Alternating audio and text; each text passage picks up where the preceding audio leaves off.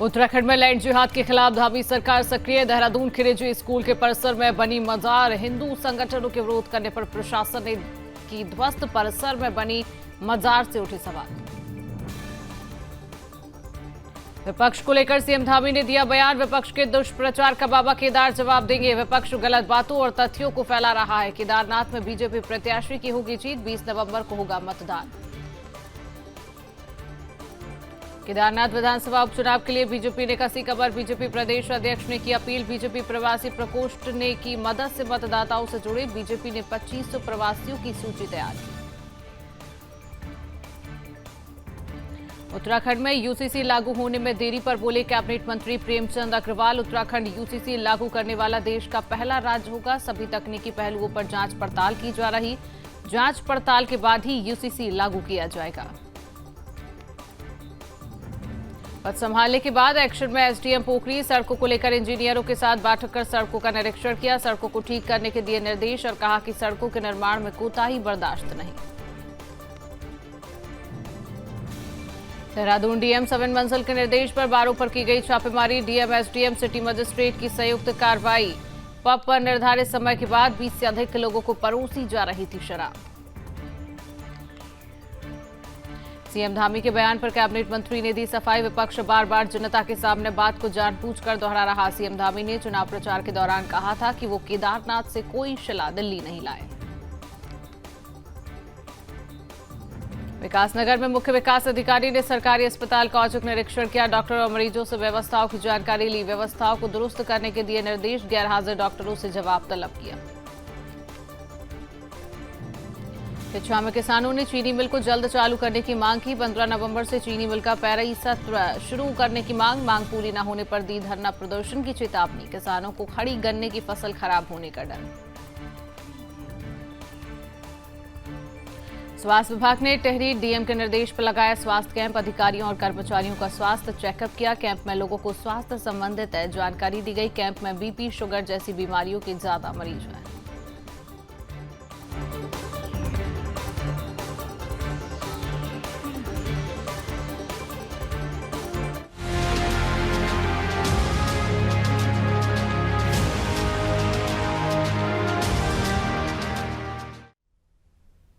नमस्कार, good morning, सुप्रभात। Sudarshan news देख रहे हैं आप और मैं हूं आपके साथ शिवांगी जैन। बात करेंगे अपना उत्तराखंड में खास खबरों की। उत्तराखंड में लैंड जिहाद और मजार जिहाद के खिलाफ धामी सरकार सक्रियता से अभियान चला रही है। इसके बावजूद ऐसी घटनाएं लगातार सामने आ रही हैं। आपको बता दें कि देहरादून के एक प्रसिद्ध निजी स्कूल के परिसर में अभी कुछ लोगों ने मजार का निर्माण किया है। हालांकि हिंदू संगठनों के विरोध के बाद प्रशासन ने मामला बढ़ने से पहले ही मजार को गिरा दिया। देहरादून चक्राता रोड में निजी स्कूल के परिसर में अप्रत्याशित रूप से मजार बनने से कई लोग हैरान हैं। इतने प्रतिष्ठित संस्थान में मजार बनाने के पीछे की मंशा अब तक साफ नहीं हो पाई है। सूचना मिलने पर देहरादून के डीएम 7 बंसल ने तुरंत जांच के बाद मजार को ध्वस्त करवा दिया है। वहीं जब उत्तराखंड वक्फ बोर्ड के अध्यक्ष शादाब शम्स ने इसको लेकर सवाल किया तो उन्होंने ज्यादा कुछ न बोलते हुए कहा कि इसका परीक्षण कर रही हैं। क्या सही है, क्या गलत है, यह जांच के बाद सामने आएगा।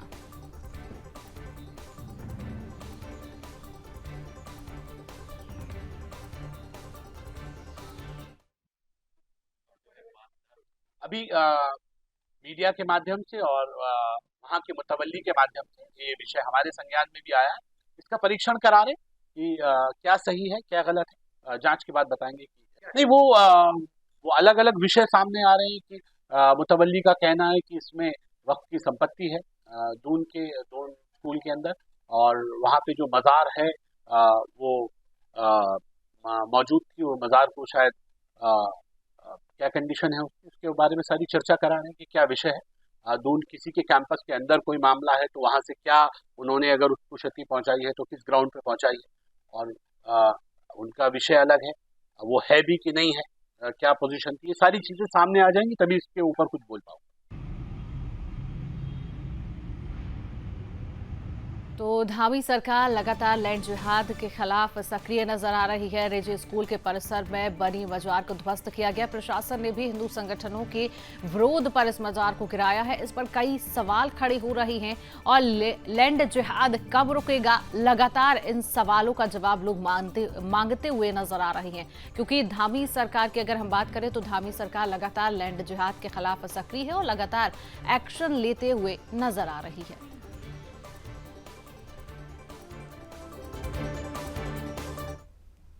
केदारनाथ विधानसभा उपचुनाव में बीजेपी प्रत्याशी के पक्ष में चुनाव प्रचार के दौरान मुख्यमंत्री धामी ने जनता के सामने कसम खाई है कि वह कभी भी केदारनाथ से कोई शिला लेकर दिल्ली नहीं पहुंचे हैं, जिससे दिल्ली में केदारनाथ धाम मंदिर का निर्माण हो सके। मुख्यमंत्री धामी की इस तरह से जनता के बीच कसम खाकर सफाई देने पर विपक्ष की ओर से सवाल उठाए जा रहे हैं। वहीं प्रदेश के कैबिनेट मंत्री प्रेमचंद अग्रवाल ने अपनी तरफ से सफाई दी है और कहा कि विपक्ष बार बार जनता के सामने एक बात दोहरा रहा है, तो ऐसे में मुख्यमंत्री धामी ने सच बोलने के लिए जनता के बीच अपनी बात कही है। इसके साथ ही कहा कि उन्होंने सच को एक बार नहीं कई बार दोहराया जा सकता है और यही मुख्यमंत्री ने भी किया है। उन्होंने केदारनाथ विधानसभा उपचुनाव को लेकर भी अपनी राय रखी और कहा कि बीजेपी प्रत्याशी आशा नौटियाल मृदुभाषी और 2 बार की विधायक रही हैं, इसलिए उनको जनता का पूरा समर्थन है।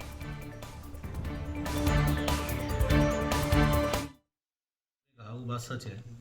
देखिए, सबसे पहले तो मैं केदारनाथ उपचुनाव के बारे में बताऊं कि जिस तरह से वहाँ भारतीय जनता पार्टी के पक्ष में माहौल है, जनता कार्यक्रमों में उमड़ के आ रही है। हमारे कार्यकर्ता बहुत गंभीरता से वहाँ काम कर रहे हैं और जो हमारी वहाँ की कैंडिडेट है भारतीय जनता पार्टी की, बहुत वरिष्ठ नेत्री हैं भारतीय जनता पार्टी की। आज वो महिला मोर्चे की प्रदेश की अध्यक्ष हैं, 2 बार विधायक रही है। एक बहुत मृदुभाषी महिला है, काम करने वाली महिला है, के पक्ष में बयार बह रही है। जहां तक आपने माननीय मुख्यमंत्री जी के उस संदर्भ की बात की, तो ये बात तो सच है। सच बात कहने में आपत्ति भी क्या है।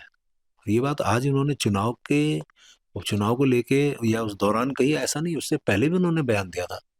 क्योंकि कांग्रेस हमेशा एक झूठ की राजनीति, भ्रामक प्रचार करने का काम, ये हमेशा उनका रहा है, पहले कभी चलता रहा होगा। हमारे यहाँ तो जो मैं देख रहा हूँ,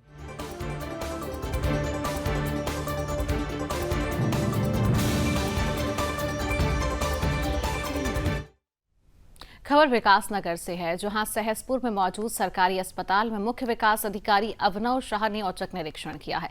सीएससी चिकित्सालय सहसपुर के औचक निरीक्षण के दौरान साफ सफाई से लेकर डॉक्टर, स्टाफ, मरीजों से भी मुख्य विकास अधिकारी ने व्यवस्थाओं की जानकारी हासिल की है। अस्पताल में मौजूद प्रसव वार्ड के हालात का जायजा लेने के बाद टॉयलेट की हालत देख मुख्य विकास अधिकारी अस्पताल प्रशासन पर भड़क गए। इस दौरान एक डॉक्टर के अस्पताल में गैर हाजिर रहने पर डॉक्टर से जवाब तलब किया गया। संतोषजनक जवाब न मिलने पर उनका महीने का वेतन काटने की भी बात कही है। मुख्य विकास अधिकारी ने अस्पताल प्रशासन को जल्द व्यवस्थाओं को दुरुस्त करने के निर्देश दे डाले। औचक निरीक्षण के दौरान मुख्य चिकित्सा अधिकारी डॉक्टर संजय जैन भी मौजूद रहे।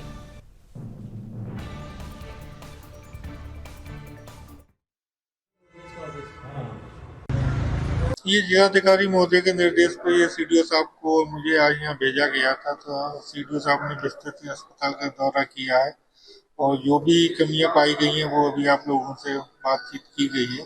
तो जो भी कमियां पाई गई हैं उनके लिए उनको चेतावनी दे दी गई है, तो उनको शीघ्र ही ठीक करने की। ये अस्पताल है सहसपुर का सामुदायिक स्वास्थ्य केंद्र है, तो सामुदायिक स्वास्थ्य केंद्र में डॉक्टर, स्पेशलिस्ट डॉक्टर को छोड़ के बाकी जितने भी डॉक्टर के पद हैं या पैरामेडिकल के पद हैं, स्टाफ नर्स के पद हैं, एक्सरे टेक्नीशियन के पद हैं, वो सभी भरे हुए हैं। देखिए, जैसे कि आपको पता ही है कि यहाँ पे कुछ हमें आ रही थी कि यहाँ पे कुछ अनियमितताएं थी, तो उसी क्रम में आज डीएम सर के भी निर्देश थे, तो मैंने आज यहाँ पे सीएचसी सहसपुर है इसका औचक निरीक्षण किया है। तो बेसिकली कुछ अनियमितताएं पाई गई हैं, जैसे टॉयलेट यहाँ पे थोड़ा सा प्रॉब्लमेटिक था, तो इनको इमीडिएटली हमने बोल दिया है कि ठीक करेंगे इसको। इसके अलावा कुछ एक डॉक्टर्स हैं जो वहाँ मिले नहीं, तो उनको हमने स्पेशली उनकी सैलरी रोकी जाएगी और उनके स्पष्टीकरण लिया जाएगा। और जो यहाँ पे कुछ चीज़ें समस्या हैं, जैसे मेडिसिन्स का जो प्रॉपर स्टॉक नहीं था कहीं पे, तो उसके लिए भी हमने यहाँ पे कार्रवाई के लिए निर्देश दे दिया है। इसमें हम तत्काल कार्रवाई करेंगे।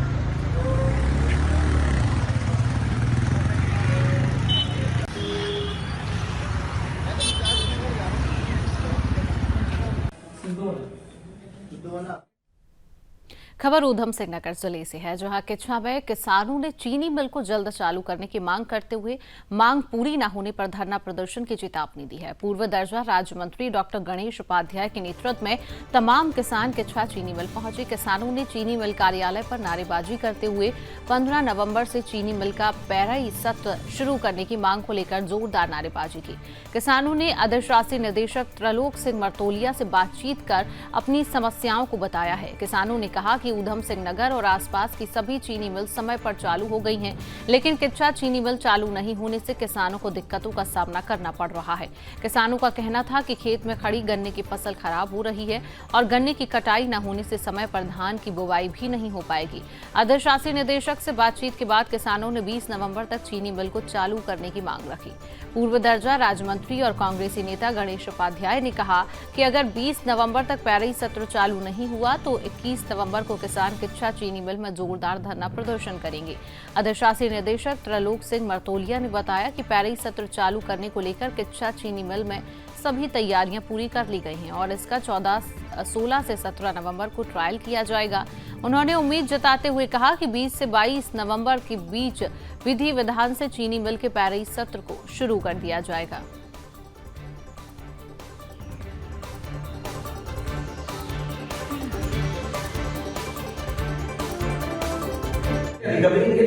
उनसे यह स्पष्ट कहा कि 3 दिन लगातार बारिश होने की वजह से किसानों का गन्ना बिल्कुल गिर चुका है।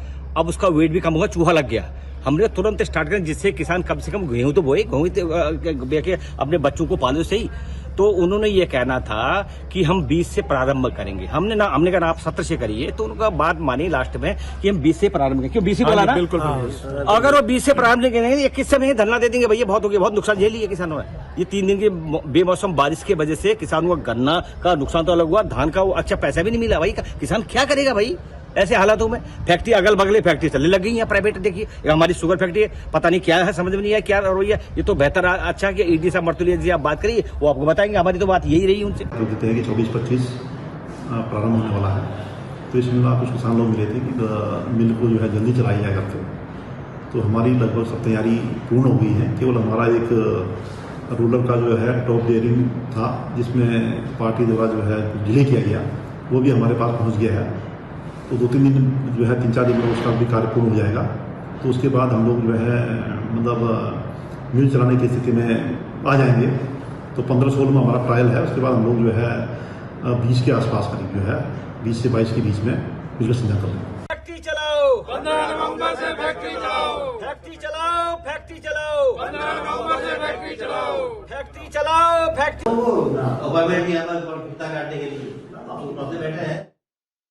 टिहरी जिलाधिकारी मयूर दीक्षित के निर्देश पर स्वास्थ्य विभाग ने जिला कलेक्टर सभागार में स्वास्थ्य कैंप लगाया है, जहां अधिकारियों और कर्मचारियों का स्वास्थ्य चेकअप किया गया। वहीं कैंप में मीडिया के लोगों ने भी अपना स्वास्थ्य चेकअप करवाया है। इस कैंप में ज्यादा से ज्यादा लोगों ने बीपी, शुगर जैसी बीमारियों का चेकअप करवाया।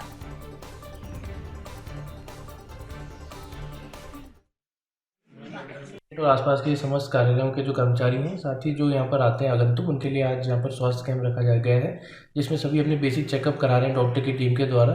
जो भी लोग हमारे यहाँ काम करते हैं उनका भी देखरेख, उनके स्वास्थ्य की चेकअप कराना अति आवश्यक है। तो इस क्रम में उनका जो एक मेंटल उनका जो रहेगा कि वो अपने काम में अच्छा फोकस भी कर सकेंगे, और उनका जो आगे की अगर कोई भी ऐसी केस निकल के आता है जिसमें फर्दर ट्रीटमेंट की ज़रूरत होगी तो उसको भी कराया जाएगा।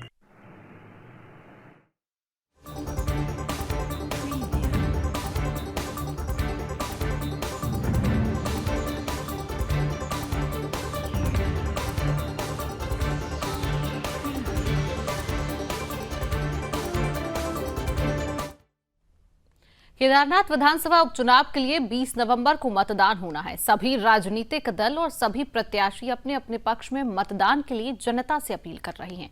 भारतीय जनता पार्टी के प्रत्याशी के पक्ष में चुनाव प्रचार के लिए मुख्यमंत्री धामी ने केदारनाथ विधानसभा क्षेत्र में जनसभा की है और कहा कि केदारनाथ में भाजपा प्रत्याशी की ही जीत होगी। विपक्ष जो दुष्प्रचार कर रहा है, इसका जवाब बाबा केदार देंगे। आपको बता दें कि विपक्ष ने केदारनाथ धाम यात्रा में तीर्थयात्रियों को तमाम तरह की परेशानियां होने की बात बात कही है। इस पर मुख्यमंत्री पुष्कर सिंह धामी ने जवाब देते हुए कहा कि आपदा जैसी स्थिति के बावजूद भी भारी संख्या में तीर्थ यात्री यहां पर दर्शन करने के लिए आए हैं। इस बार यात्रा में जो कमियां और दिक्कतें हो रही हैं, उनकी अगली यात्रा के दौरान दुरुस्त कर लिया जाएगा। उन्होंने दिल्ली में केदारनाथ धाम बनने के मामले को लेकर कहा कि मैंने सार्वजनिक मंच से कहा है कि मैं कभी भी केदारनाथ से शिला लेकर दिल्ली नहीं आया हूं। विपक्ष गलत बातों और तथ्यों को फैला रहा है और इसका जवाब बाबा केदार देंगे।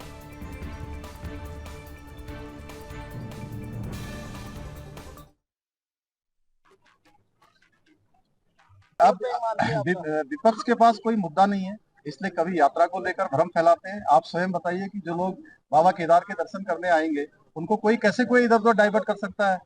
और मेरे मुख्यमंत्री के रूप में काम करने के बाद ये यात्रा लगातार बढ़ी है और इस बार भी जबकि 56 दिन यात्रा कम हुई है आपदा के कारण से, कुछ तिथि लेट होने के कारण से, उसके बाद 16.5 लाख से अधिक तीर्थ यात्रियों ने यहाँ के दर्शन किए। हाँ, ये बात जरूर थी कि पहले चरण की यात्रा में कुछ परेशानी हुई, हमारे व्यवसायियों को भी परेशानी हुई, हमारे होटल वालों को भी हुई, टैक्सी वालों को भी हुई, लेकिन वो इस कारण से कि अत्यधिक मात्रा में लोग आ गए थे। लेकिन हमने इस बार यात्रा को दूसरे चरण में कुशलतापूर्वक उसका संचालन किया है। सारे लोगों से मैं मिला हूँ, मैं बाबा केदार धाम दर्शन करने गया था तो वहाँ के लोगों ने मुझे बताया कि दूसरे चरण की यात्रा बहुत अच्छी हुई है। जो यात्रा में और कोई सुधार की गुंजाइश है, हम अगले साल उसको और अच्छा करेंगे और बढ़िया करेंगे।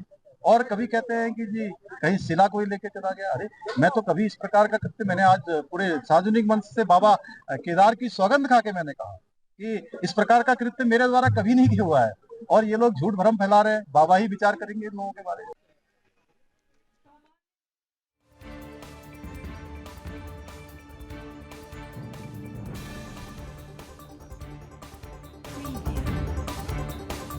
विपक्ष को लेकर सीएम पुष्कर सिंह धामी ने बयान दिया है कि विपक्ष के दुष्प्रचार का बाबा केदार अब इसका जवाब देंगे। केदारनाथ धाम यात्रा में यात्रियों को कोई परेशानी नहीं हो रही है।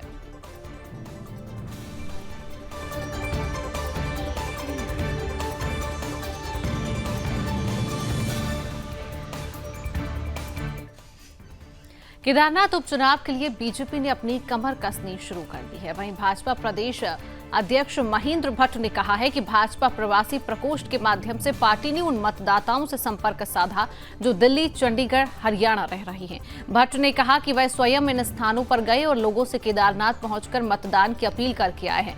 पार्टी ने अब तक ऐसे 2500 प्रवासियों की सूची तैयार की है।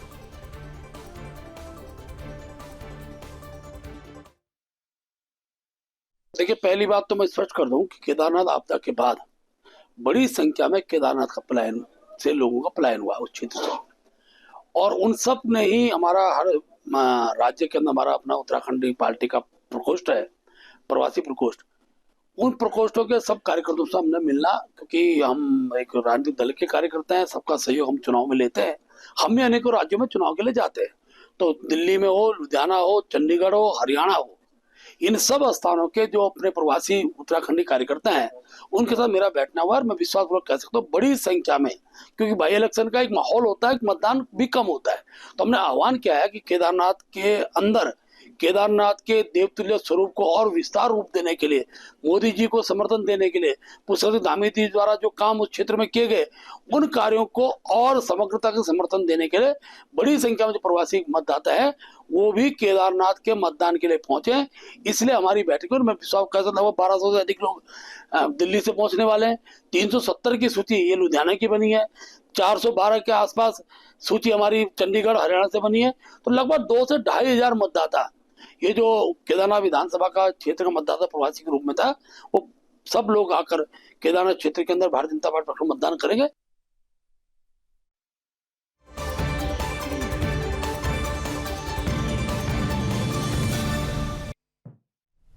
उत्तराखंड में यूसीसी लागू होने में हो रही देरी पर कैबिनेट मंत्री प्रेमचंद अग्रवाल ने अब सफाई दी है। उन्होंने कहा है कि उत्तराखंड यूसीसी लागू करने वाला देश का पहला राज्य होगा, इसलिए सभी तकनीकी पहलुओं पर विस्तार से जांच पड़ताल की जा रही है।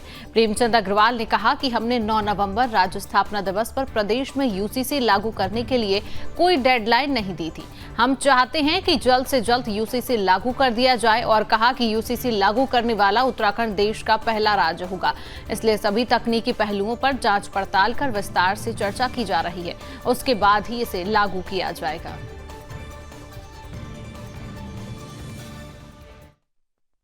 UCC लागू होगा ये तो तय है।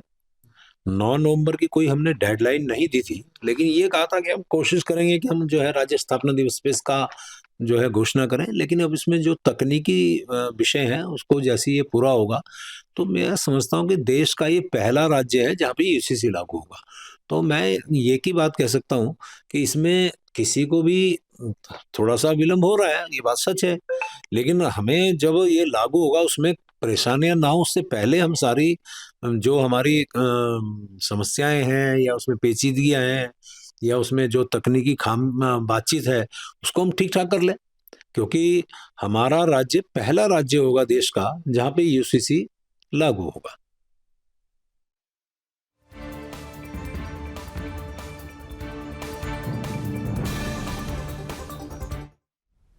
खबर देहरादून से है, जहां जिलाधिकारी सविन बंसल के निर्देश पर देर रात शहर के एक बार छापेमारी की गई है। जिलाधिकारी प्रशासन, सिटी मजिस्ट्रेट, उप जिलाधिकारी विकास नगर सदर ने एक साथ कार्रवाई की है। आपको बता दें कि मुख्यमंत्री धामी ने शहर में संचालित बियर बार और पब के निर्धारित समय अवधि के बाद शराब परोसे जाने की शिकायतों पर जिला प्रशासन को कड़ी कार्रवाई के निर्देश दिए थे। जिला प्रशासन की टीम जिलाधिकारी के निर्देश पर रात 11 बजे के आसपास जिलाधिकारी कैंप कार्यालय से छापेमारी के लिए रवाना हुई। रियोन टुकड़ा के मैनेजर पर प्राथमिक केस दर्ज किया गया है, क्योंकि वह रात 11 बजे के बाद भी 20 लोगों से अधिक लोगों को शराब परोसते नजर आए और पब पर निर्धारित समय अवधि के बाद शराब परोसने पर कार्रवाई की गई है। इसके साथ ही भारी जुर्माने के साथ सीलिंग की कार्रवाई भी की जाएगी।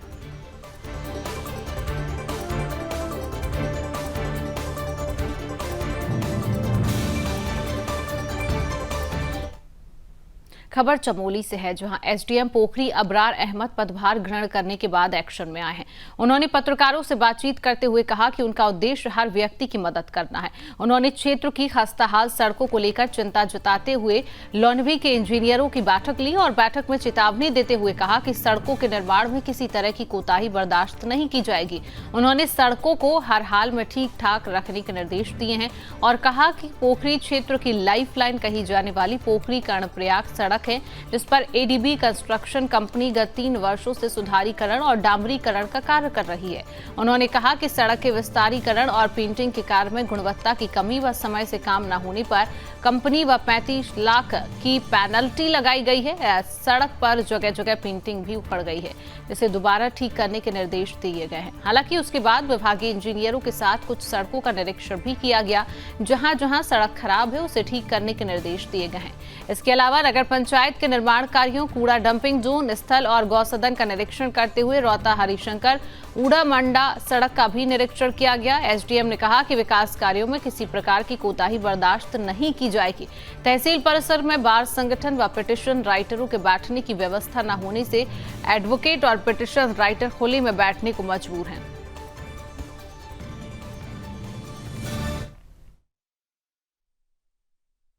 में हम लोग यहाँ मीटिंग कर रहे हैं, संबंधित विभाग के अभियंता यहाँ आए हुए हैं, इनसे वार्ता की जा रही है और इनके द्वारा अवगत कराया गया है कि जो सड़क जिसमें आपने समस्याएं बताई है उसमें संबंधित ठेकेदार को पेनल्टी भी लगाई गई है और उसके द्वारा सुधारीकरण का कार्य करने के लिए भी कहा जा रहा है।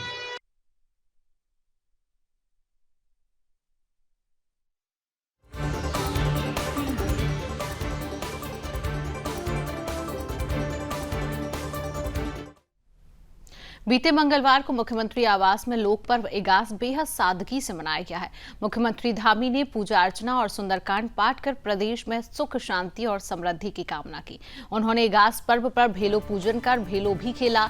इस दौरान उन्होंने ढोल दमाऊ भी बजाया। मुख्यमंत्री धामी ने समस्त प्रदेशवासियों को इगास की बधाई देते हुए कहा कि हमें अपनी लोक परंपराओं और लोक संस्कृति को आगे बढ़ाना है और कहा कि आज पूरे राज्य ने धूमधाम से इगास मनाया है। उन्होंने कहा कि प्रधानमंत्री मोदी ने भी सभी देशवासियों को इगास की शुभकामनाएं दी हैं।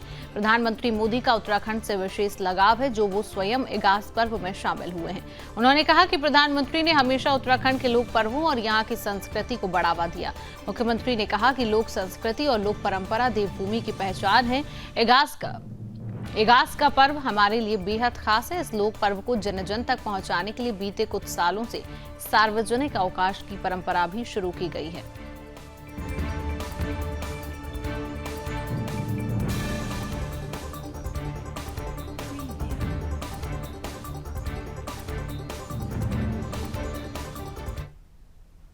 मसूरी में उत्तराखंड के लोक पर्व इगास बग्वाल की धूम रही है। शहर में कई संगठनों की ओर से कार्यक्रम आयोजित किए गए। लोगों ने भैलो खेलकर भव्य रूप से इगास का पर्व मनाया। इस दौरान पहाड़ की संस्कृति की छटा बिखेरी। मसूरी के बलिदान स्थल पर गढ़वाल सभा ने सांस्कृतिक कार्यक्रमों का आयोजन किया है। इगास के कार्यक्रम में गढ़वाली पारंपरिक व्यंजन परोसे गए। इस मौके पर पारंपरिक वाद्य यंत्रों के साथ लोगों ने जमकर भैलो खेला और आतिशबाजी के साथ नृत्य व रस्साकसी भी खेली गई। इगास के पर्व के दौरान शहर के हर वर्ग के लोगों ने भाग लिया है और उत्तराखंड की संस्कृति और रीति रिवाज से रूबरू होते हुए इस लोक पर्व की महत्वता को जाना और इसमें प्रतिभाग किया है। इस मौके पर पारंपरिक वाद्य यंत्रों, ढोल, दामो, मसक बाजा और रणसिंघा के साथ लोक गीतों की प्रस्तुति दी गई है। वहीं सभी को पहाड़ी व्यंजनों को परोसा गया, जिसमें मंडुवे की रोटी, कंडाली का साग, काफली, आलू के गटके, रायता, झंगोरे की खीर और दाल के पकौड़े थे। वहीं दूसरी ओर Mussoorie traders and welfare association और बीजेपी ने मसूरी मॉल रोड पर इगास का पर्व धूमधाम के साथ मनाया है। उत्तराखंड राज्य मंत्री ज्योति प्रसाद गौरेला बतौर मुख्य अतिथि के रूप में शामिल रही हैं।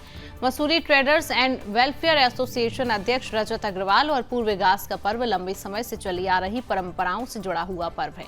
उन्होंने कहा कि इस मौके पर अपने मूल्यों, परंपराओं, सनातन और संस्कृति को संरक्षित करने के लिए इस प्रकार के उत्सव मना रही हैं।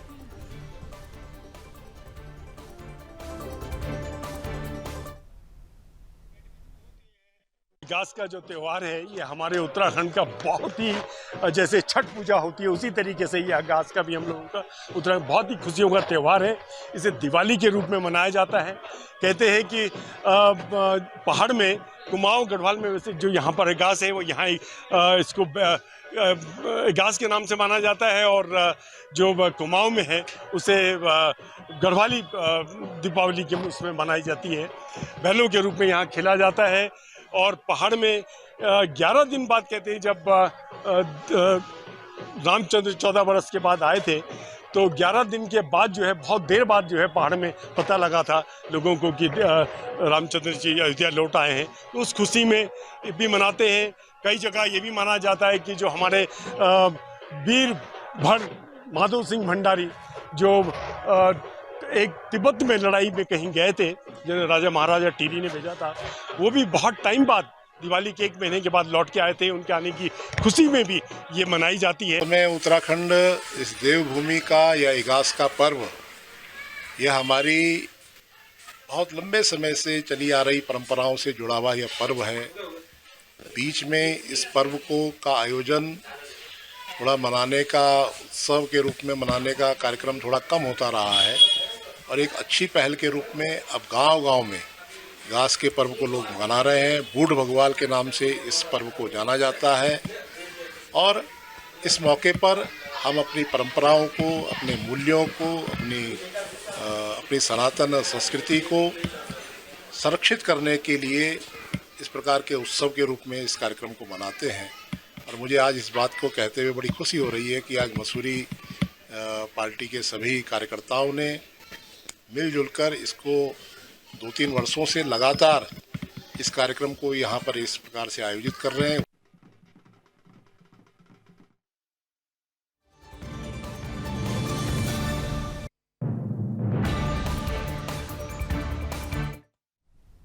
फिलहाल के लिए इस खास बुलेटिन में इतना ही। देश और दुनिया की तमाम खबरों को जानने के लिए आप देखते रहिए सुदर्शन न्यूज। जय हिंद।